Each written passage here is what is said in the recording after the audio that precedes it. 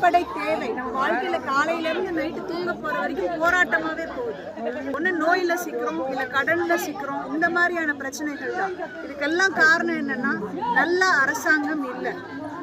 நல்ல அரசாங்கம் அப்படின்னா என்னன்னா கடவுள். மனுஷங்களுக்கு அரசாங்கம் யாரு? கடவுள். அவங்கதான் நமக்கு எல்லாத்தையுமே முடிவு பண்றாங்க. நம்மளெல்லாம் எப்படி பாக்குறாங்க? ரத்தமும் சதையுமா இருக்கிற மனுஷங்களா அவங்க பாக்குறது இல்ல. எல்லாரையும் ஒரு ஓட்டா தான் பாக்குறாங்க. ஒரு ஓட்டா தான் பாக்குறாங்க. தயவு செஞ்சு அந்த ஓட் போடுறது நம்மளோட உயிருக்கும் அந்த ஓட்டுக்கும் ஒரே மரியாதை தான். அது புரிஞ்சுக்கோங்க. இது வரைக்கும் ஏடிஎம்கேக்கு மாத்தி சப்போர்ட் பண்ணிட்டீங்க.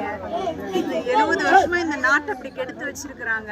நான் அந்த திட்டம் கொடுக்குறேன், 1000 ரூபாய் கொடுக்குறேன் மாசம், பிரிட்ஜ் போடுறேன், பஸ் விடுறேன் இப்படின்னு சொல்லி. ஆனா அதனால நீங்க யாராவது பெருசா பயன்பெற்றிருக்கீங்களா?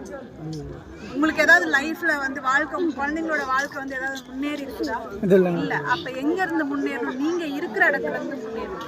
உங்க ஊர் அழகாகும், உங்க ஊருக்கு வர ரோடு அழகாகும், உங்க ஊருக்கு நல்ல தண்ணி வேணும், உங்க குழந்தைங்க இங்க வந்து இந்த இடத்துல சுதந்திரமா நிம்மதியா நல்ல நீர் வளத்தோட நில வளத்தோட வீடு இப்படி வந்து சந்தோஷமா உங்களோட சந்ததியினர் வாழணும் இல்லைங்களா? அந்த கொள்கையும் கோட்பாடையும் தான் நாம் தமிழர் கட்சி எடுத்திருக்கிறாங்க. இருக்கிற இடத்துல இருந்தே இயற்கையா அந்த மக்கள் வந்து தைரியமா சந்தோஷமா எந்த வித கவலையும் இல்லாம நிம்மதியா வாழணுன்ற ஒரு கோட்பாட்டோட நாங்க வந்து உயிரை கொடுத்தும் மக்களுக்காக நிக்கிறதுக்கு தயாரா வந்து இன்னைக்கு தயவு செய்து இதை உணர்ந்து 70 வருஷம் நம்ம வந்துட்டு போராட்டமாவே நம்ம வாழ்க்கை போயிடுச்சு. நீங்க எடுத்து மற்றவங்களுக்கும் சொல்லுங்க, சரிங்களா?